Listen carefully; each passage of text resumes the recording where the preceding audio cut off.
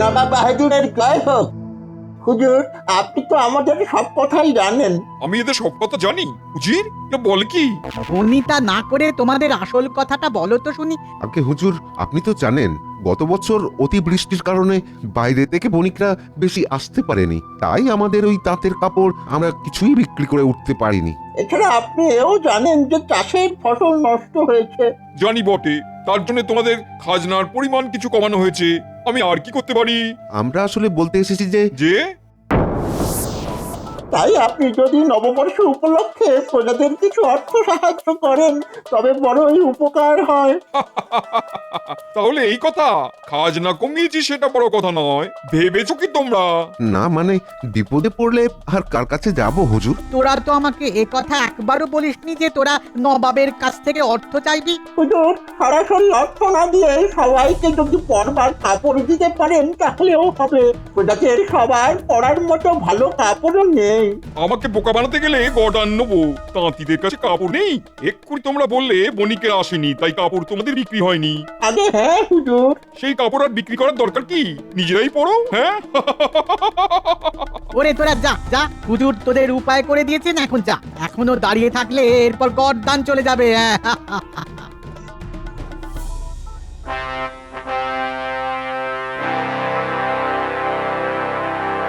সবার উদ্দেশ্যে সবার শুরুতেই জানিয়ে রাখি, আজ মহারাজ একটি বিশেষ ঘোষণা করবেন, কিন্তু সেই ঘোষণা হবে আমাদের আজকের সবার শেষে। মাফ করবেন মহারাজ, তবু বলি, সবার শুরুতে সেই ঘোষণাটি করলে ভালো হতো না? না, কারণ সবুরে মেওয়া ফলে গোপাল, আর সবকিছু শুরুতেই বলতে নেই। মহারাজ, আপনার কথা শুনবার জন্য গোপাল মুখিয়ে থাকে। আসলে ও সবার আগে শুনতে চায় আর তারপর উল্টো পাল্টা বলতে থাকে। মন্ত্রী, তুমি এখন কাজের কথা বলো তো। আগে মহারাজ, আসলে বলছিলাম এবার রাজকোষাগারের অবস্থা খুব খারাপ নয়, প্রজারাও ঠিক মতো খাজনা দিতে পেরেছে। জ্যোতিষী, তুমি দেখো নববর্ষের শুরুতে শুভ যোগ আছে কিনা। বিলক্ষণ মহারাজ, নতুন বছর আমাদের কৃষ্ণনগরের জন্য বড়ই শুভ সময়। বাহ বাহ বাহ বাহ, আমাদের প্রতি বছরের মতোই এই বছরেও বড় করে পুজো হবে। রাজ্যের সমস্ত প্রজারা পেট ভরে খাবে আমাদের রাজবাড়ির অঙ্গনে। এটাই কি তাহলে মহারাজের ঘোষণা? তোমার দেখছি আর তর্স হইছে না গোপাল, তোমার কিসে এত তাড়া? হ্যাঁ, গোপালের মনে হয় প্রকৃতির ডাক এসেছে। আগে না পণ্ডিত, প্রতিদিনই তো গিন্নির মুখ দেখছো, তাতেও তোমার বাড়ি যাবার এত তাড়া কিসের? কিছু মনে করো না পণ্ডিত, প্রতিদিন রাজসভায় তো আমি তোমার মুখও দেখি। মহারাজ, আপনি এবার ঘোষণাটা করেই ফেলুন, নাহলে গোপালের এই টিপ্পণিকাটা চলতেই থাকবে। বেশ তো লাগছে। যাই হোক, বড় করে উৎসব করতে গেলে কিন্তু তার আয়োজনও বড় করেই করতে হয়, আর এই আয়োজনে আমি কিন্তু কোনো রকম ত্রুটি চাই না। না মহারাজ, ত্রুটির কোনো প্রশ্নই নেই, আমরা সকলে মিলে কাজ করব। এই তো গোপালও অনেক কাজ করতে পারে, তাই না গোপাল? মহারাজ যা বলবেন আমি সব করতেই প্রস্তুত। জানি গোপাল, জানি। এবার যেটা ঘোষণা করব তাতে সবাই খুশি হবে, এটা আমি আশা করি। এই বছর নববর্ষ উপলক্ষে গতবার যা ভাতা দেওয়া হয়েছিল তার 3 গুণ ভাতা প্রত্যেক সভাসদের জন্য বরাদ্দ হয়েছে। এ তো অভাবনীয় মহারাজ। জয় মহারাজের জয়, জয় জয় মহারাজের জয়। মুক্ত হস্তে দরাজ প্রাণে রাজা জিতলেন হৃদয়। বুঝলে গিন্নি, দারুণ খবর, এই নববর্ষে অনেক বেশি ভাতা পাচ্ছি গতবারের চেয়ে। তোমার জন্য নতুন শাড়ি, ন্যাপলা, পুঁটি, গুলটেদের জন্য নতুন জামা কাপড় দেওয়ার পরেও অনেকটা থাকবে। হ্যাঁ, বুঝলাম। কি ব্যাপার বলো তো দেখি, তোমার মুখ এমন গোমরা কেন? যদিও আমার মুখ দেখলে তুমি সবসময় মুখ গোমরাই করে থাকো, তবে কিনা ওই নতুন শাড়ির কথা শুনলে একটু আলগা হাসি দেখা যায়। এখন তো তাও দিচ্ছি না, হয়েছেটা কি শুনি? আমার কি আর শান্তিতে জিরোবার জো আছে? আহা, কি হয়েছে সেটাই বলো না। বাপের বাড়ি থেকে চিঠি এসেছে, তাই মন খারাপ। হ্যাঁ, কেন, কি লেখা আছে চিঠিতে? লেখা আছে ওদের অবস্থা একেবারে খারাপ, চাষ আবাদ একদম ভালোভাবে হয়নি। হ্যাঁ, তাই নববর্ষে ওরা নতুন কিছু কিনতে পারবে না, কোনোভাবে চলবে ওদের। শোনো গিন্নি, তোমার গতবারে যা কাপড় আছে তুমি সেটা নিয়ে এখন চলতে পারবে। আমারও নতুন কিছু এই মুহূর্তে লাগবে না। আমাদের ওদের কিছু সাহায্য করা উচিত। হ্যাঁ, আর আমি যা ভাতা পেয়েছি তাতে আমি নিশ্চিতভাবেই তোমার বাপের বাড়িতে সাহায্য করতে পারবো। তাহলে নববর্ষে চলো না। নববর্ষেই যেতে হবে। আবার কি চিন্তা করছো? ভাবছি মহারাজকে ছুটির জন্য অনুরোধ করতে হবে, বুঝলে? সে তো হবে। মহারাজ কি ছুটি দেবেন? কেন দেবে না? দিতেই হবে, না হলে আমি গিয়ে ধর্নায় বসবো। হ্যাঁ, হ্যাঁ, আমার মন বলছিল নবাব বাহাদুরের কাছে গিয়ে কোনো উপায় হবে না। ঠিক বলেছিস চরণ, ওই উজির যত নষ্টের গোড়া। এখন আমাদের মন বলছে কৃষ্ণনগরে গেলে মহারাজ কৃষ্ণচন্দ্র আমাদের কিছু উপকার করতে পারেন। শুনেছি বড়ই ধুমধাম করে ওখানে পুজো হয়। মহারাজ কি আর আমাদের একেবারে বঞ্চিত করবেন? ঠিক বলেছিস, কৃষ্ণনগর গেলে মনে হয় একেবারে খালি হাতে ফিরে আসতে হবে না। মহারাজ বড়ই দয়ালু। তাই চল সবাই। হ্যাঁ হ্যাঁ হ্যাঁ, তাই যাওয়া যাক।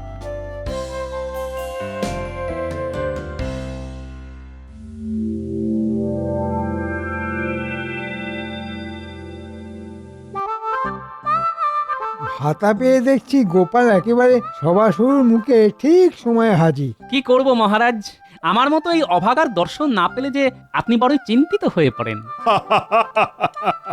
তা ঠিক। কিন্তু মহারাজ, এই অভাগার একটি আর্জি ছিল। আচ্ছা আচ্ছা, বলো বলো বলো শুনি। আমার নববর্ষের দিনটিতে ছুটি চাই মহারাজ। আরে সেদিন তো ছুটির দিন, সবাই পুজোতে আনন্দ করবে। না মহারাজ, আমি বিশেষ কারণে ওই দিন থাকতেই পারবো না। বাহ গোপাল, ভাতা পেলে আর অমনি ছুটি চাইলে? হ্যাঁ, গিন্নিকে নিয়ে কোথাও ঘুরতে যাওয়া হচ্ছে বুঝি? জানি মন্ত্রী ব্যাগরা দেবে, কিন্তু দানের কথা মুখ ফুটে বলতে নেই, তাতে ওটি আর দান থাকে না। তাই কিছু বলবো না। কি হলো গোপাল, তুমি কেন ছুটি চাইছো? আরে কারণটা তো বলো। মাফ করবেন মহারাজ, একটি বিশেষ কারণ, কিন্তু আমি সেটি বলতে পারবো না। এই কারণ বলা যায় না মহারাজ। বেশ বেশ, তুমি যখন বলতে চাইছো না তখন আমি আর জানতে চাইবো না। তুমি ছুটি নাও, আমি মঞ্জুর করছি। তবে তুমি থাকলে আমার খুব ভালো লাগতো। তোমার ছুটি নিয়েও আমি বার করছি গোপাল। এমন খেলা খেলবো যে তোমার মঞ্জুর হওয়া ছুটি না মঞ্জুর হয়ে যাবে।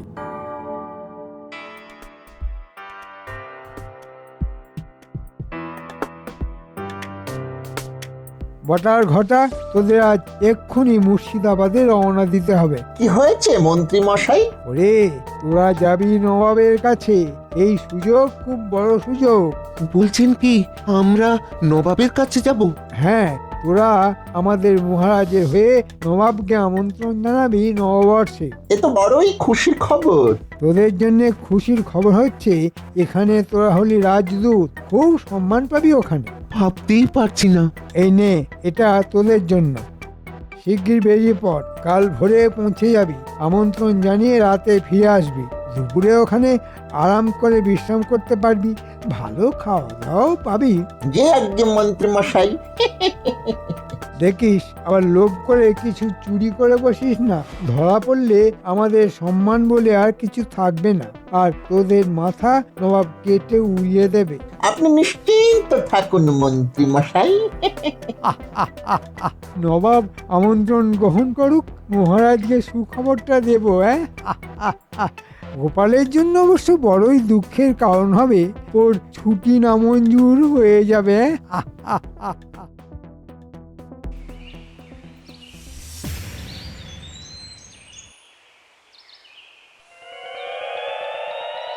মহারাজ, গোপাল এখনো রাজসভাতে এসে পৌঁছায়নি, কিন্তু একটি বিশেষ সুখবর দেওয়ার আছে। তুমি সুখবরটা এক্ষুনি ঘোষণা করো। হ্যাঁ মহারাজ, আমি এক্ষুনি ঘোষণা করছি। তবে আপনার কাছে মার্জনা চাইছি যে আপনার অনুমতি ছাড়া আমি একটি কাজ করেছি। তবে আমি বিলক্ষণ বিশ্বাস করি যে আপনি খবরটি শোনার পর আমাকে ক্ষমা করবেন। কি খবর? খবরটি শুনলে আপনি খুবই খুশি হবেন মহারাজ। মন্ত্রী বলে ফেলো। মহারাজ, আপনি একদিন বলেছিলেন যে নববর্ষে আমাদের যে পুজো আর অনুষ্ঠান হয় তা নবাবকে দেখাতে পারলে আপনি খুব খুশি হবেন। ওটি বলেছিলাম মনে হয়। মহারাজ, আমি নববর্ষের অনুষ্ঠানে নবাবকে আমাদের কৃষ্ণনগরে আমন্ত্রণ জানিয়েছি। নবাব সেই আমন্ত্রণে সম্মতি দিয়েছেন। নবাব আসছেন তাহলে। খুশি আমি হলাম, তবে আমাকে পূর্বেই জানানো উচিত ছিল। যাই হোক, এখন কথা হচ্ছে নবাবের আতিথেয়তার যাতে কোনো ত্রুটি না হয় সেদিকে কিন্তু সবাইকে লক্ষ্য রাখতে হবে। ঠিক বলেছেন মহারাজ, কিন্তু গোপাল তো এখনো এসে পৌঁছলো না মহারাজ। না, আজ বড্ড দেরি হয়ে গেছে। কি এরা কারা? দেখে তো এখানকার লোক বলে মনে হচ্ছে না। আগে মশাইদের কোথা থেকে আসা হচ্ছে? আমরা মুর্শিদাবাদ থেকে আসছি। ও বাবা, অনেকটাই তো দূর। তাই এইভাবে হেঁটে আসা হচ্ছে বুঝি? কিছুটা পথ নৌকা আর গরুর গাড়িতে এসেছি। তা এখানে আসার উদ্দেশ্য জানতে পারি? আমরা মহারাজ কৃষ্ণচন্দ্রের সঙ্গে দেখা করতে এসেছি। আপনি কে? আমি মহারাজের ভাঁড়, গোপাল ভাঁড়। চমৎকার চমৎকার, আমরা ধন্য হলাম। আপনার অনেক নাম শুনেছি। তাই বুঝি? তা তোমাদের আসার উদ্দেশ্যটা যদি জানতে পারতাম তাহলে হয়তো বা আমি তোমাদের কিছু সাহায্য করলেও করতে পারতাম। আমরা বড়ই নিরুপায় হয়ে মহারাজের কাছে এসেছি।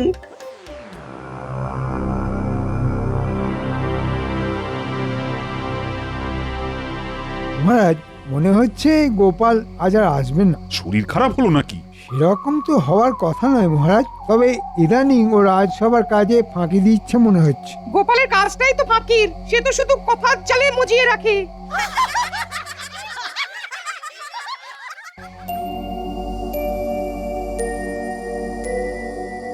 তোমাদের সব কথাই শুনলাম। তোমাদের জন্য আমি নিজে থেকে মহারাজকে বলবো। তবে শুনছো? বলি তোমার বন্ধু কবি এসেছেন। হ্যাঁ। কে? সভাকবি? দেখি তো। তুমি তো এভাবে কামাই করো না, তাই ভাবলাম তোমার একটা খোঁজ নি। এদিকে ওই নববর্ষে নবাব এখানে আসছেন। বলো কি, নবাব আসছেন? হ্যাঁ গোপাল, তোমাকে তোমাকে মহারাজের এখন খুবই দরকার। তুমি কিন্তু কাল অবশ্যই রাজসভায় যেও। হ্যাঁ, কাল নিশ্চয়ই যাব। আজ একটু অম্বল হয়ে গিয়েছিল। ভাতা পেয়ে কি গাওয়া ঘিয়ে লুচি খেতে শুরু করলে নাকি? হ্যাঁ। চলি হে, কাল দেখা হচ্ছে। শোনো তোমরা, আজ রাতে আমার এখানে বিশ্রাম নাও, তারপর কাল ভোরে তোমরা মুর্শিদাবাদের পথে যাত্রা করো। মহারাজের সাথে এখন তোমাদের দেখা করবার দরকার নেই, বুঝলে? কারণ নবাব এখানেই আসছেন। সে কি? তবে তোমরা চিন্তা করো না, তোমাদের সব কিছু অবস্থা আমি জেনে গেছি। আমি তোমাদের জন্য যা করবার করব। তবে তোমাদের সাথে মহারাজের দেখা হলে সেটা নবাবের কানে পৌঁছে যাবে। সেটা কিন্তু তোমাদের জন্য খুব ভালো হবে না, বুঝলে? তাহলে আপনার ওপরেই সবকিছু ছেড়ে দিলাম। আপনি যখন আশ্বাস দিচ্ছেন। নিশ্চিন্তে থাকো।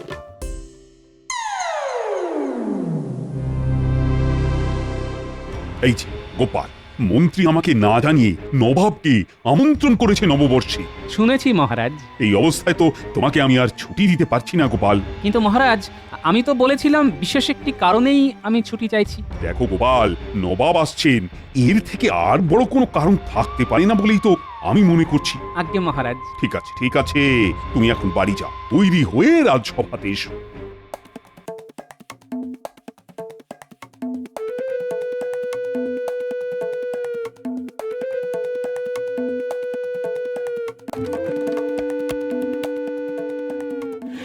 এই শোন, আমাকে বেশ কিছু বিছুটি পাতা এনে দে তো। সে কি গো দাদু? হ্যাঁ রে, আমার খুব জরুরি দরকার। আচ্ছা। গিন্নি, তোমার কাছে কলা পাতা আছে তো? হ্যাঁ আছে। কুটিরা বিছুটি নিয়ে এলে আমার গায়ে একটু ঘষে দিও তো। মূলত কিসব অলুকুনে কথা, হ্যাঁ? বলি পাগল হলে? তোমাকে যা বলছি সেটাই করো।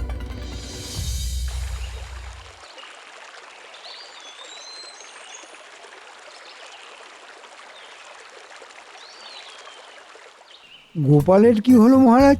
আজও দেরি? আরে আজ সকালেই আমার সাথে দেখা হয়েছে, সময় মতো চলেও আসবে বলেছে।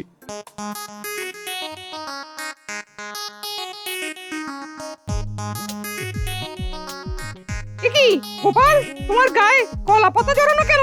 মহারাজ, বেশি ভাতা পেয়ে গোপালের মাথাটা মনে হয় খারাপ হয়ে গেছে। কি হয়েছে গোপাল? মহারাজ, আজ সকালে আপনার সাথে দেখা করবার পর বাড়ির দিকে যখন ফিরছি, হঠাৎ সারা গা জুড়ে অসম্ভব জ্বলুনি আর চুলকানি শুরু হলো মহারাজ। কি সর্বনাশ! বাড়ি পৌঁছে দেখি সারা গা জুড়ে লাল লাল গোলাকার দাগ বেরিয়েছে। আমার গিন্নি বলল, এ তো বসন্ত রোগের লক্ষণ। দেখুন দেখুন কি অবস্থা। ওরে বাবা রে! আচ্ছা ঠিক আছে গোপাল, আর দেখতে চাই না। মহারাজ, এটি দেখে আমারও বসন্ত রোগের লক্ষণ মনে হচ্ছে। মহারাজ, গোপালকে এক্ষুনি বাড়ি চলে যেতে বলুন। এ ভয়ঙ্কর ছোঁয়াচে রোগ। সামলে সামলে সবাই। ও গোপাল, তুমি এক্ষুনি বাড়ি যাও, পুরো সুস্থ হয়ে তবেই আসবে। রাজবৈদ্য, তুমি গোপালের জন্য বেশ ভালো দেখে পাচন তৈরি করো তো, ওকে খাইয়ে সুস্থ করতে হবে তো। যথা আজ্ঞা মহারাজ। আমি তাহলে এখন আসি মহারাজ। যাও যাও, আর দেরি করছো কেন? গোপাল, বাড়ি যাও বাড়ি যাও, আর সাবধানে থেকো, সুস্থ তুমি হয়েই যাও। হ্যাঁ হ্যাঁ, যাও যাও যাও যাও শিগগির।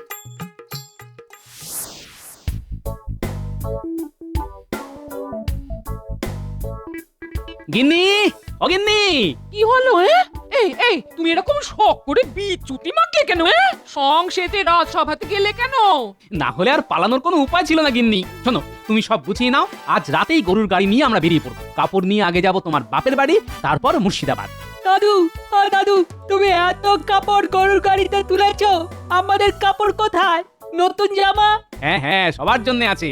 তোদের বাদ দিয়ে আমি কাউকে কিছু দিতে পারি বল? এই যে, এই নে। এই না হলে নববর্ষ। হ্যাঁ রাজবৈদ্য, আপনি এরকম মুখ গম্ভীর করে একা হেঁটে আসছেন দেখি আশ্চর্য হচ্ছি। তার থেকেও আমি আরো বেশি আশ্চর্য হচ্ছি গোপাল বাড়ি নেই দেখে। গোপাল বাড়ি নেই? না, শুধু গোপাল নয়, কেউ বাড়ি নেই। আমি ওকে আমার পাঁচন খাওয়াতে গেছিলাম। ও ঠিক আছে, আপনি বাড়ি যান। কি জ্বালা! তোরা তো অনেকের খবর রাখিস, গোপালের কোনো খবর তোদের কাছে আছে? দুদিন আগে 4 জন লোক গোপালের বাড়িতে রাত্রে ছিল, তাদের আগে এখানে দেখিনি। আর আজকে দেখলাম গোপাল গরুর গাড়িতে গিন্নিকে নিয়ে কোথাও একটা গেল। গরুর গাড়ি পুরো জিনিসপত্রে ভর্তি, কি লোভ হচ্ছিল। গোপাল কি গায়ে কলা পাতা জড়িয়েছিল? কই না তো। বড় ফাঁকি দিয়ে পালিয়ে গেলে গোপাল। গিন্নির সাথে দেশ ভ্রমণ, আর এদিকে বসন্ত রোগের বাহানা। দাঁড়াও, নবাবের কাছে তোমার অবস্থা খারাপ করছি।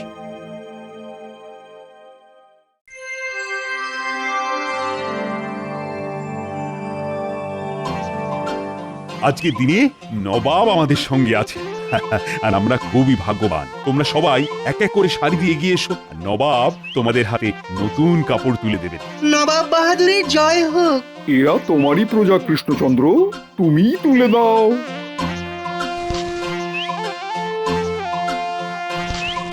সবাই ভালো করে পেট ভরে খাবে, আমি চাই না কেউ ক্ষুধার্ত থাকুক। কি ব্যাপার মন্ত্রী, তোমার গোপালকে দেখছি না? অবশ্য আমি শুনলাম তার নাকি বসন্ত হয়েছে। গোপাল তো ইচ্ছে করে আসেনি নবাব বাহাদুর, কারণ আপনি এসেছেন। এর মানে কি?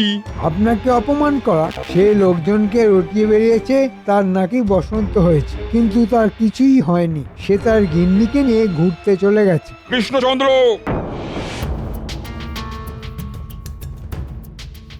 কি হয়েছে নবাব সাহেব? তোমার ভাঁড় ওই গোপালের এত এত স্পর্ধা হয় কি করে যে আমি আসছি জেনেও সে অনুপস্থিত, সে তার গিন্নিকে নিয়ে ঘুরতে গেছে? এটা তো আমার অপমান, সে ইচ্ছে করে করেছে। আমি তো ভেবেছি তার বসন্ত হয়েছে, আর শুধু আমি কেন, সবাই তো তাই জানে। মন্ত্রী, তুমি কি জানো? মহারাজ, গোপাল বসন্ত রোগের বাহানা করে গিন্নিকে নিয়ে গরুর গাড়িতে করে কোথাও চলে গেছে। আমাকে বটা আর ঘটা বলেছে, ওরা দেখেছে। এমনকি রাজবৈদ্য পাঁচন দিতে গিয়ে গোপালকে না দেখে চলে এসেছে। তা এসব আমাকে বলনি কেন? নববর্ষে সকালে এসব অপ্রিয় কথা বলি কি করে? আমি কোনো কথা শুনতে চাই না। আমি তোমাদের দুজনকেই বন্দি করলাম, আমার সঙ্গেই তোমাদের মুর্শিদাবাদে যেতে হবে। একমাত্র গোপাল আমার কাছে গিয়ে ক্ষমা চাইলেই তবেই তোমাদের ছাড়বো, নইলে নয়। আমি আর কি করতে পারি নবাব সাহেব? এটাই যদি কপালে থাকে তবে তাই হবে।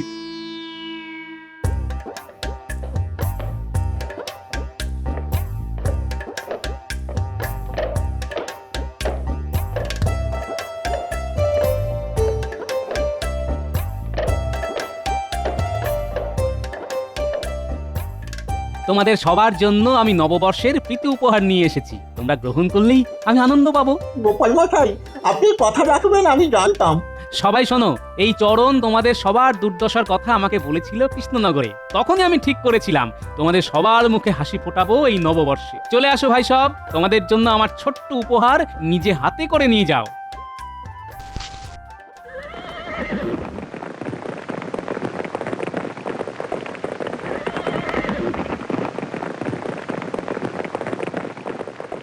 হে ভগবান, এটাই কপালে ছিল। আমাকে জিজ্ঞাসা না করে তুমি নবাবকে আমন্ত্রণ জানিয়েছো, এখন তার ফল তো ভোগ করতেই হবে মন্ত্রী। কিন্তু গোপাল? গোপালকে তো মুর্শিদাবাদ আসতেই হবে। আপনি তো আর কাউকে বাকি রাখলেন না, সবাই এর জন্যই আপনি এনেছেন। হাসি সকলের মুখেই ফুটে উঠুক, এটাই আমি চাই। সবাই দেখলে যে কাজ আজ নবাবের করার কথা, সেই কাজ আজ গোপাল করেছে। তুমি আজ খুব উপকার করলে বাবা, তোমার অক্ষয় জীবন কামনা করি। আমরা সবাই আজ নববর্ষ বরণের সাথে সাথে গোপালকেও বরণ করে নিতে চাই। জয় গোপালের জয়।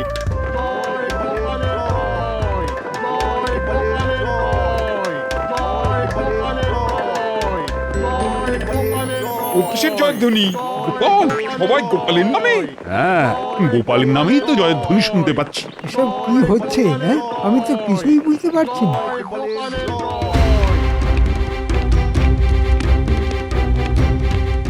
মহারাজ এসেছেন? এসব কি গোপাল? আমি কৃষ্ণনগরে গেলাম আর তুমি মুর্শিদাবাদে চলে এলে। তুমি কি মুর্শিদাবাদ দখল করতে এসেছো? তোমার তো গর্দান নিতে হবে। তার আগে যে আমাদের সবার গদ্দান নিতে হবে হুজুর। আমরা আপনার কাছ থেকে তো নতুন বছরে কিছুই পাইনি, খালি হাতে চলে আসতে হয়েছিল। আর আজ আমাদের অনুরোধে গোপাল মুর্শিদাবাদে এসে সবাইকেই নতুন কাপড় জামা দিয়েছে। তাহলে আমরা কেন গোপালের নামে জয়ধ্বনি করব না? বেশ গোপাল, তুমি ভালো কাজই করেছো, তোমাকে আমি ক্ষমা করছি। কিন্তু মন্ত্রী, তুমি যে বললে আমাকে অপমান করার জন্য গোপাল চলে গেছে। না মানে বটা ঘটা বললো আর কি। তুমি হচ্ছে আসল শয়তান। আমি রাজা কৃষ্ণচন্দ্র আর গোপালকে তার কাজের জন্য অভিনন্দন জানাচ্ছি, আর মন্ত্রী তোমাকে আমি বন্দি করছি। মহারাজ, ওরে বাবা রে, হায় হায় হায় হায়, আমাকে ছেড়ে দিন, আমাকে ছেড়ে দিন মহারাজ, আমাকে ছেড়ে দিন, আমাকে ছেড়ে দিতে বলুন না। আমার আর কিছুই বলার নেই মহারাজ, আমি আপনার কাছেও মার্জনা চাইছি, কিন্তু আমার যে আর কোনো উপায় ছিল না মহারাজ। জানি গোপাল, তোমার কোনো তুলনাই নেই। এই সকলে মিলে বলো, জয় গোপালের জয়, জয় গোপালের জয়। জয় গোপালের জয়, জয় গোপালের জয়, জয়। মহারাজ, দেখতে দেখতে একটা বছর চলে গেল, বলুন। আজকে তাহলে রাজসভার আলোচনা শুরু করা হোক। আলোচনা তো রোজই হয় মহারাজ, আজকে একটু অন্য কথা হোক না। বলো বলো, তুমি কি কথা বলতে চাও? বলছি মহারাজ, বছর তো শেষ হতে চললো, এই অন্তিম লগ্নে যদি একটু হালকা করে এই ভুরি ভোজের ব্যবস্থা করা যেত, তাহলে হৃদয়টা বাগান বাগান বাগান হয়ে যেত মহারাজ। ও, এই ব্যাপার। কালকেই তোমাদের সকলের রাজবাড়িতে মধ্যাহ্ন ভোজনে নিমন্ত্রণ রইল। কতদিন পরে রাজবাড়িতে ভোজ খাবো। হ্যাঁ, সেই আনন্দে আজকে থেকে উপোস করা শুরু করে দাও। দেখুন মন্ত্রী মশাই, আমি আপনার মতো শুটকো নই যে ভোজ খাওয়ার জন্য আমাকে আগের দিন উপোস করতে হবে। আমি সব খাওয়ার পরেও যা খেতে পারবো, আপনি 3 দিনে তা শেষ করতে পারবেন না, বুঝলেন? তোমাদের এই সাপে নেউলে ঝগড়াঝাটি বন্ধ করো তো। মহারাজ, সাপটাকে আর নেউলটাকে শুনি। আপনি তো সাপ মন্ত্রী মশাই, পুরো বিষাক্ত একটি ব্যক্তি। এটা কিন্তু খুব খারাপ হচ্ছে। তোমরা থামো না বাবা। আজকের মতো রাজসভা এখানেই শেষ। সবাই আনন্দ করে খাও, কেউ কিন্তু লজ্জা পাবে না। হ্যাঁ মহারাজ, নিশ্চয়ই নিশ্চয়ই। খাওয়াতে লজ্জা কিসের? বাঁচার জন্য খাওয়া আর খাওয়ার জন্য বাঁচা। অসাধারণ রান্না হয়েছে কিন্তু। হ্যাঁ, তবে তবে আমার মনে হচ্ছে আমাদের মন্ত্রী মশাইয়ের এই খাবার পছন্দ হচ্ছে না। কেন কেন পছন্দ হবে না কেন? কারণ সাপের জন্য তো দুধ করা দরকার। গোপাল, আর রাগিও না, খাও তো। ঠিক হয়েছে। মিষ্টি দি। আরে ওরকম গুনে গুনে দেওয়ার তো কিছু নেই, একেবারে বালতিটাই বসিয়ে দাও না। পুরো বালতি? হ্যাঁ, এরপরে আরো লাগলে চেয়ে নেব। ঠিক আছে, কিন্তু আপনাদের সকলের ভোজের জন্য তো এই 1 বালতি মিষ্টি আনা হয়েছে। এ কি গোপাল, তুমি একা সব মিষ্টি খেয়ে নেবে? আমরা খাবো না? আপনারা কেউ খেলেন কি না খেলেন সেটা দেখি আমার কি। মহারাজ ভালোবেসে অতিথি আপ্যায়ন করে আমাদের খাওয়াচ্ছেন, তাই খাচ্ছি। ও মহারাজ, গোপালকে কিছু বলুন, ওর জন্য তো আপনিও একটা মিষ্টি ভাগে পাবেন না। ও গোপাল, এ কি করছো? আরে সব মিষ্টি যে একাই খেয়ে নিচ্ছ। কিছু করার নেই মহারাজ। আপনি ভালোবেসে খাওয়াচ্ছেন, আমি ভালোবেসে খাচ্ছি। আমরা কি মিষ্টি পাবো না? পাবো না আমরা মিষ্টি? মহারাজ যদি আরো মিষ্টি আনান তাহলে পাবেন। হ্যাঁ, আমি তো নিরামিষ খেলাম, কিন্তু শেষ পাতে একটু মিষ্টি মুখ হবে না? মহারাজ, এই মুহূর্তে আপনি গোপালের আজকের পর মিষ্টি খাওয়ার সব রাস্তা বন্ধ করে দিন। হ্যাঁ মহারাজ, এটাই করুন। একজনের জন্য আমরা সবাই কষ্ট পাচ্ছি, তাই আমিও চাই গোপালও কষ্ট পাক। বলো যা, আমি খাচ্ছি, মহারাজ খাওয়াচ্ছেন তাই খাচ্ছি। মহারাজের নিজের বোঝা উচিত ছিল যে আমি একটু বেশি খাই, তাই সেই মতন আয়োজন করার দরকার ছিল। তুমি যে নেউল থেকে একেবারে রাক্ষস হয়ে যাবে তা তো জানতাম না। মহারাজ, আপনি এই মুহূর্তে গোপালের মিষ্টি খাওয়ার রাস্তা বন্ধ করে দিন। হ্যাঁ ঠিক আছে, আমি এই মুহূর্ত থেকে ঘোষণা করলাম, আজকে থেকে গোপালকে কেউ মিষ্টি খাবার যেন না দেয়, আর যে দেবে তাকেই দণ্ড দেওয়া হবে। মহারাজ, শুধু এখানে না, একেবারে ঝেড়া পিটিয়ে সারা রাজ্যে জানিয়ে দিন, কারণ গোপাল যা চালাক লোক, তাতে ও নিশ্চয়ই কাউকে পটিয়ে পাঠিয়ে মিষ্টি খেয়ে নেবে। হ্যাঁ মন্ত্রী, ঠিক বলেছো, আমি এক্ষুনি ঘোষককে দিয়ে বলা করাচ্ছি। মহারাজ, আপনি নিমন্ত্রণ করে এটা কিন্তু সম্মানের সাথে অপমান করলেন আমাকে। বেশ করেছি, তোমার তো কোনো জ্ঞান হুঁশ নেই, একা একা কেউ এক বালতি মিষ্টি খায় নাকি? ঠিক আছে মহারাজ, আমি জানতাম আপনি প্রজাদরদি রাজা, কিন্তু আজকে আপনার আসল রূপ আমি দেখতে পেলাম। যাও যাও যাও, অন্য কোনো ভালো রাজা থাকলে তার কাছেই যাও না। না মহারাজ, সেটা যাব না। আমি এই কৃষ্ণনগরে দাঁড়িয়ে থেকেই মিষ্টি খাবো, আর আপনি সেটা হাঁ করে দেখবেন, আর সেটা নববর্ষের দিনই করব আমি। হ্যাঁ ঠিক আছে ঠিক আছে, আর তো কয়েকদিন পরেই নববর্ষ, তুমি যদি সেটা করে দেখাতে পারো তাহলে আমি মিষ্টি খাওয়া ছেড়ে দেবো। ঠিক আছে, তাহলে এই কথাই রইল। শোনো শোনো শোনো, আজকের পরে আমাদের রাজ্যের কেউ যদি গোপাল ভাঁড়কে কোনো রকম মিষ্টি বা মিষ্টি খাবার দেয় তাহলে তাকে দণ্ড দেওয়া হবে। শোনো শোনো শোনো।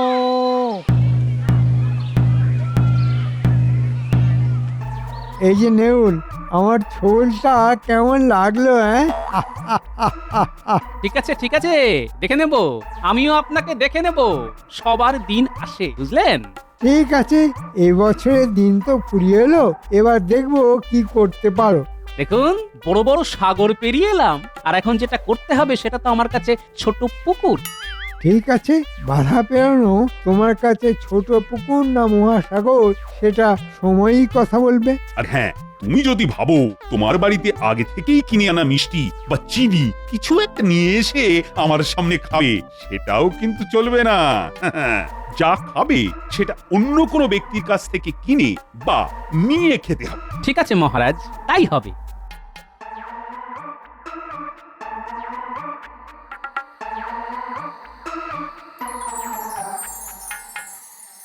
এই যে ভোলা, ভালো আছো তো?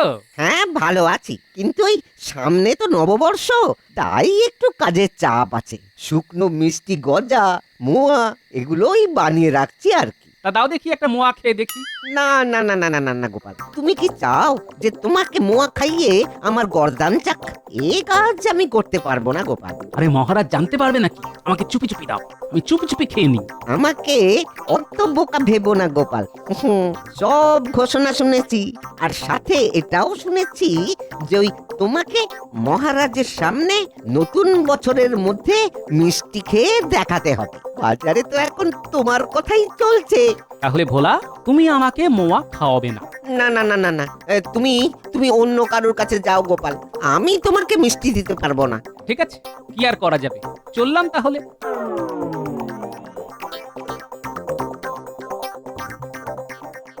মিষ্টি চিনি তো আখের রস থেকেই তৈরি হয়, তাহলে যাই দেখি, ব্যাটার কাছ থেকে আখের রস চেয়ে দেখি। এই যে ভাই, এক ভাঁড় আখের রস দাও তো। না গোপাল দাদা, তোমাকে নিম পাতার রস দিতে পারবো, কিন্তু আখের রস দিতে পারবো না। কেন? আখের রসে আবার কি হলো? তোমাকে মিষ্টি দেওয়া বারণ। আখের রস থেকেই তো চিনি তৈরি হয়, আখের গুড় তৈরি হয়, তাহলে তোমাকে আখের রস দেবো কেন? কেন? আমি তো তোমার কাছে চিনি বা গুড় চাইছি না। তাতে কি, আখের রস তো আর তেতো নোনতা আবার টক খাওয়ার নয় যে তোমাকে দেবো। ঠিক আছে ঠিক আছে, সব দেখছি চালাক হয়ে গেছে। হ্যাঁ, এখন আমি বোকা হয়ে গেছি।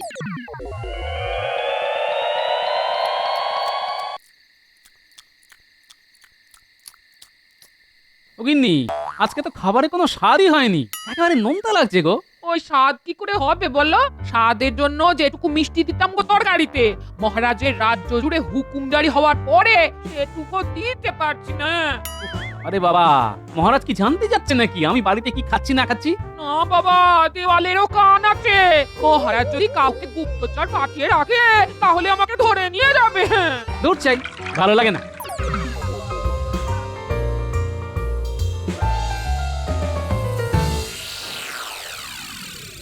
গোপাল বেটা বেশ জব্দ হয়েছে, বুঝলি বটা?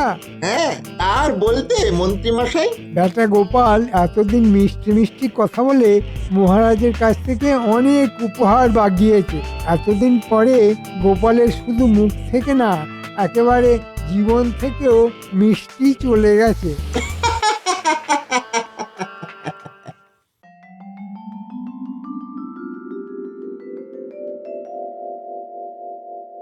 তা গোপাল, কেমন আছো বলো? জীবনটা একেবারে পানসে হয়ে গেছে মহারাজ। এবার ঠেলা বুঝছো তো? মহারাজ, আমার সময় আসবে, নববর্ষের প্রথম দিনই আপনি বুঝতে পারবেন। এ দেখবো তোমার কত দূর দূর। যাই হোক, এবার কাজের কথায় আসি। আর 3 দিন পরে বাংলা নববর্ষ, আর নববর্ষ মানেই তো নতুন সকাল, নতুন মজা। সকলে নতুন জামা কাপড় পরবে, তাই সবাই একে একে এসো আর নববর্ষের ভাতা নিয়ে যাও।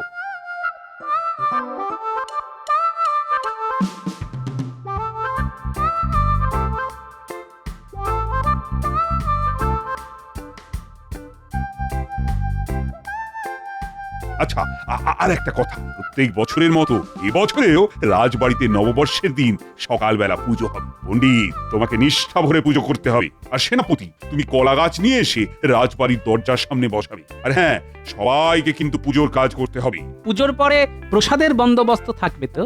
আমরা সবাই পাবো তো? হ্যাঁ হ্যাঁ, সেটা পাবে, তবে তোমাকে কোনো মিষ্টি প্রসাদ দেওয়া হবে না। খিচুড়ি, তরকারি এসব পাবে।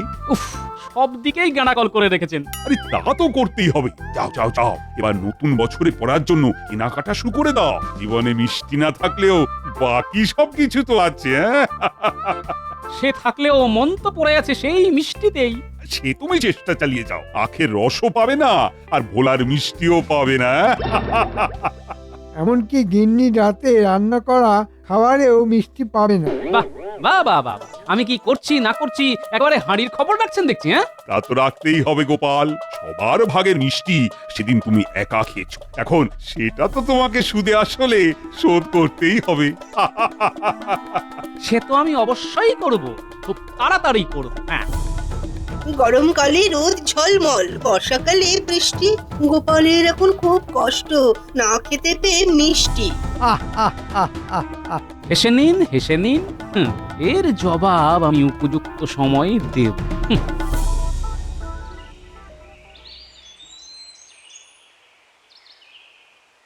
ঠিক আছে, আমার নামও গোপাল ভাঁড়। এবার আমিও মজা দেখাবো। দেখি যাই, বাচ্চাদের কাছে যাই। কিরে ন্যাপলা, গুলটে, পুঁটি, টাপা, পুচকে? হ্যাঁ, তা আছি। তা তোদের নতুন বছরে নতুন জামা হয়েছে? কিভাবে হবে বলো দাদু? পূজোর সময় বাবা যেটা কিনে দেয় সেটাই নতুন বছরে পরি। আচ্ছা ঠিক আছে ঠিক আছে, পরশু তো বাংলা নববর্ষ। আমি তোদের সবাইকে নতুন বছরে পরার জন্য নতুন জামা কাপড় কিনে দেবো। হ্যাঁ, কি মজা কি মজা, দাদু আমাদের নতুন জামা কিনে দেবে। কি মজা কি মজা কি মজা। শোন, তোরা কালকে সকাল সকাল আমার বাড়ি চলে আসবি, আমি তোদেরকে নিয়ে জামা কাপড় কিনতে যাব। আচ্ছা দাদু, সকাল সকাল চলে যাব।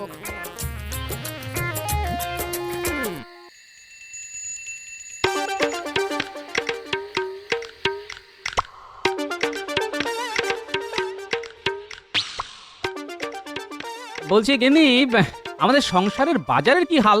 বাহ, একটি ভূতের মুখে রাম নাম গো। তুমি হঠাৎ বাজারের কথা জিজ্ঞেস করছো? হ্যাঁ, তোমায় নিয়ে তো সংসার পেতেছি, আমার তো একটা দায়িত্ব আছে নাকি? যাই হোক, বলো বাজারের হাল কি বলো। সবজি, মুদিখানা সবকিছু আছে তো? বাজার মোটামুটি আছে, একটু কয়েক কেজি আলু আর পটল এনো, কাঁচা লঙ্কা এনো। হ্যাঁ, আর ওদিকে মুদিখানায় মাস কাবারই সব জিনিসই লাগবে। হ্যাঁ, মাস তো শেষ হতে চললো, বুঝতেই পারছো। ঠিক আছে, তুমি আমাকে একে একে বলতে থাকো কেমন? আমি ছোট ছোট চিরকুটে আলাদা আলাদা করে লিখে ফেলি। এই লেখো লেখো, মুগ ডাল 1 কেজি, মসুর ডাল কেজি 2, হলুদ, নুন, জিরে, কালো জিরে, পোস্ত 5 ফোড়ন। হ্যাঁ বাবা, এটা সংসার না বিয়ে বাড়ির বাজার? এতে হাঁপিয়ে গেলে। না না, হাঁপাইনি তো, হাঁপাইনি তো। যত বলবে ততই আমার লাভ গিন্নি। ঠিক আছে, অত লাভ লোকসান দেখিও না তো, এসব নিয়ে আসবে কিন্তু। হ্যাঁ ঠিক আছে, ঠিক আছে।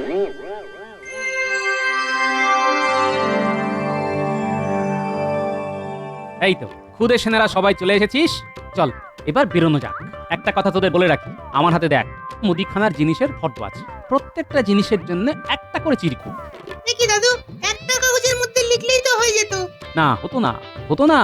শোন, তোদের একটা কাজ করতে হবে, বুঝলি? ঠিক আছে দাদু। সব কিছু আমার নামে ধারে আনবি। আচ্ছা দাদু। ঠিক আছে, তোরা বাজার দোকানের ব্যাপারটা সামলে নে, আর তারপরে আমি রাজসভা থেকে ফিরে তোদেরকে জামা কাপড় কিনতে নিয়ে যাব। ঠিক আছে দাদু।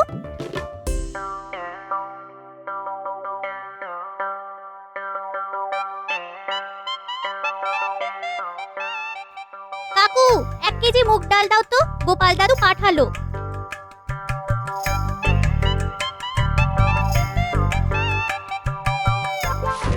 এই নাও 1 কেজি মুগ ডাল, দাম 6 টাকা। এই কাগজে লিখে দাও। দাদু পয়লা বৈশাখের দিন দাম দিয়ে যাবে। সেদিনকে তো হাল খাতার কাজে ব্যস্ত থাকবো। হ্যাঁ, ঠিক আছে, মনে করে দামটা দিয়ে যেতে বলিস কিন্তু। হ্যাঁ কি কাকু, জিনিস কিনলাম, হাল খাতার জন্য দাদুকে নিমন্ত্রণ পত্র দেবে না? আবার নিমন্ত্রণও করতে হবে? তা নয় তো কি, প্রত্যেক লক্ষ্মী, সেদিন তো লক্ষ্মী গণেশ পুজো হবে। কি মুশকিল। এই নে, দাদুকে চিঠিটা নিয়ে আসতে বলিস। আর ধারটা যেন তোর দাদু শোধ করে দেয়, বুঝলি? যা যা। এসব নিয়ে কোনো চিন্তা করো না কাকু, দাদু এই ব্যাপারে খুব সৎ। এখনো 10টা দোকানে যেতে হবে। কাকু, 2 কেজি আলু দাও, আর দামটা লিখে রাখো। এই যে গোপাল দাদু এই চিরকুট দিয়ে পাঠালো, আর বললো পরে শোধ করে দেবে। 2 কেজি আলু, তাও আবার ওই ধারে? সংসারে টানাটানি চলছে গো। নতুন বছরের আগে যে রাজসভা থেকে ভাতা পায়, সেটা দিয়ে ঠিক শোধ করে দেবে। ঠিক আছে, ঠিক আছে, অন্তত ওই হাল খাতার দিন শোধ করে দিতে বলিস, নইলে ওই পুরানো বছরের ধার নতুন বছরেও বয়ে বেড়াতে হবে। এ নিয়ে তুমি চিন্তা করো না, দাদুর নামে একটা ওই নিমন্ত্রণ পত্র দাও দেখি। হ্যাঁ, দাদু ঠিক শোধ করে দেবে।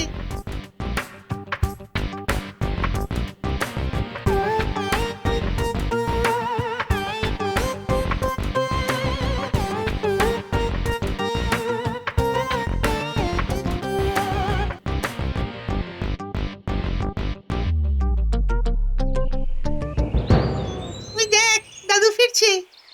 বাহ, তোরা সব কিছু কিনে ফেলেছিস? হ্যাঁ দাদু, দোকান বাজার মিলিয়ে মোট 31টা দোকান, সব দোকান থেকে তোমার নামে ধরে নিয়ে এসেছি। আর এই নাও 31টা নিমন্ত্রণ পত্র। সাবাস সাবাস, এটাই তো চেয়েছিলাম। এবার জমবে খেলা। চলো দাদু, এবার আমরা আমাদের জামা কাপড় কিনে নিয়ে আসি। হ্যাঁ হ্যাঁ, চল চল, এই 5টাও ধারে কিনবো, আর সাথে নিমন্ত্রণ পত্র নিয়ে আসবো। হ্যাঁ হ্যাঁ, চলো দাদু।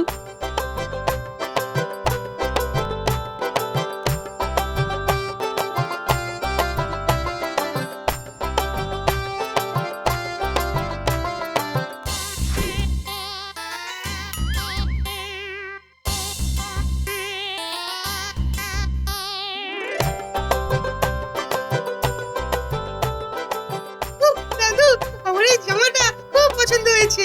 আমার শাড়িটাও বেশ পছন্দ হয়েছে। ঠিক আছে, এবার শুধু পয়লা বৈশাখের সকালবেলা তোরা বড় বড় ঝুড়ি নিয়ে চলে আসবি, তারপরে হবে মজা। আচ্ছা দাদু।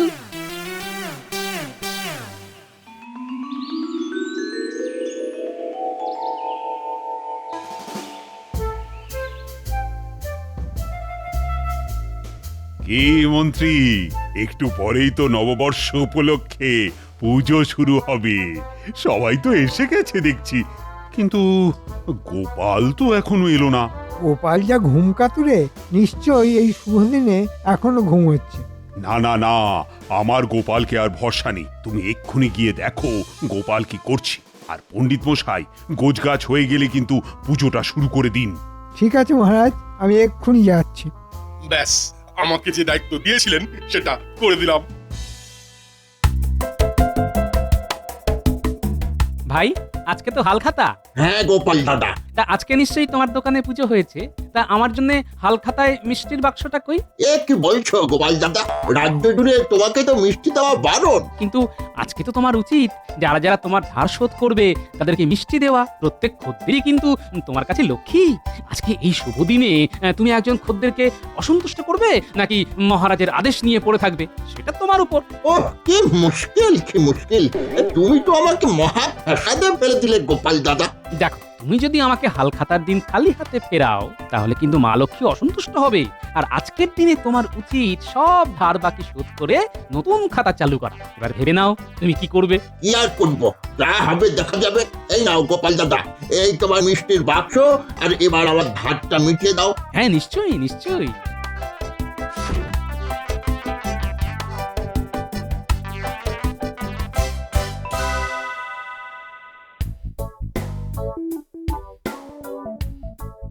ভাই, আজকে তো হালখাতা।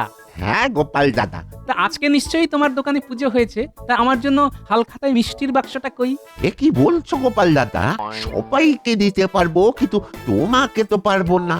দেখো দেখো, তুমি যদি আমাকে হালখাতার দিন খালি হাতে ফেরাও তাহলে কিন্তু মা লক্ষ্মী অসন্তুষ্ট হবে। আর আজকের দিনে তোমার উচিত সব ধার বাকি শোধ করে নতুন খাতা চালু করা। এবার ভেবে নাও তুমি কি করবে। কি আর করব, যা হবে দেখা যাবে। এই না। হ্যাঁ, নিশ্চয়ই নিশ্চয়ই।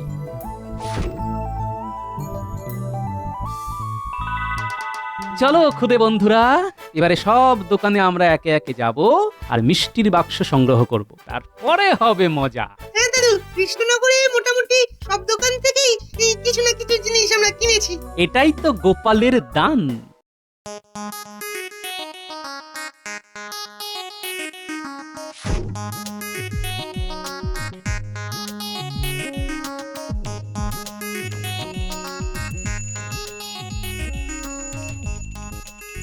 এই যে গোপাল, নতুন বছরের প্রথম দিনেও দেরি। কি করব মহারাজ, সব দোকানে মিষ্টি নিতে নিতে দেরি হয়ে গেল যে। মিষ্টি নিতে দেরি হয়ে গেল মানে? আর তোমাকে কে মিষ্টি আবার দিল? কে দেয়নি সেটা জিজ্ঞেস করুন মহারাজ। আমার উপর আপনার মিষ্টি বিরোধ হুকুম জারি হওয়ার পরে আমি সব দোকানে ধার করে জিনিসপত্র কিনি। আর আজকে তো হালখাতা, নববর্ষের প্রথম দিন। হ্যাঁ, তাতে কি হয়েছে? জানেন না, আজকে ধার শোধ করলে সমস্ত দোকানদার তাদের খদ্দেরকে মিষ্টি মুখ করাতে বাধ্য। তাই সব দোকানে গিয়ে ধার মিটিয়ে মিষ্টির বাক্স নিয়ে এলাম। সকাল থেকে এই করতে গিয়ে দেরি হয়ে গেল আর কি মহারাজ। মহারাজ, আপনার কিন্তু এখন উচিত দোকানদারদের বন্দি করা। কাকে ছেড়ে কাকে বন্দি করবেন মহারাজ? ওই রে বাচ্চারা, আয় এদিকে। এই নাও দাদু। দেখুন মহারাজ, কতগুলো মিষ্টির বাক্স। তাহলে বুঝুন কতগুলো দোকানদার। এবার বলুন, আপনি যদি সবাইকে বন্দি করেন তাহলে কৃষ্ণনগরের সকল প্রজা না খেতে পেয়ে মরবে মহারাজ। আপনি নিশ্চয়ই সেটা করবেন না। ও গোপাল, এ তো তুমি আমাকে ধর্ম সংকটে ফেলে দিলে। এবার এবার আমি কি করব? আমাকে ক্ষমা করো গোপাল। আমি তোমার ওপর থেকে সব ফরমান, মিষ্টি বিরোধ আদেশ সব তুলে নিলাম। ঠিক আছে মহারাজ, কিন্তু কথা অনুযায়ী আপনার তো তাহলে আজকে থেকে মিষ্টি খাওয়া বন্ধ। ওরে বাবারে, এ কি করে সম্ভব? মিষ্টি ছাড়া আমি তো থাকতেই পারবো না। কিন্তু আপনার কথা তো এভাবে ফেলতে পারেন না মহারাজ। আপনি এক কাজ করুন, যেহেতু আমার বিরুদ্ধে মন্ত্রীমশাই আপনাকে উস্কেছিলেন, তাই আজ থেকে মন্ত্রীমশাইয়ের মিষ্টি খাওয়া বন্ধ করে দিন। হ্যাঁ, ঠিক বলেছো মন্ত্রী, আজকে থেকে তোমার মিষ্টি খাওয়া বন্ধ। মরে যাব, এরকম করবেন না। মহারাজ, এত মিষ্টির বাক্স, এত মিষ্টি তো আমি একা খেতে পারবো না। তাই চলুন আমরা সবাই মিলে ভাগাভাগি করে মিষ্টি খাওয়া শুরু করি। হ্যাঁ গোপাল, চল শুরু করে দিই নববর্ষের মিষ্টি মুখ। শুধু মন্ত্রী মশাইয়ের জন্য নিম পাতা আর উচ্ছে আনিয়ে দিন, কারণ ওনার তো আজ থেকে মিষ্টি খাওয়া বারণ। মারবেন না, মরে যাবো।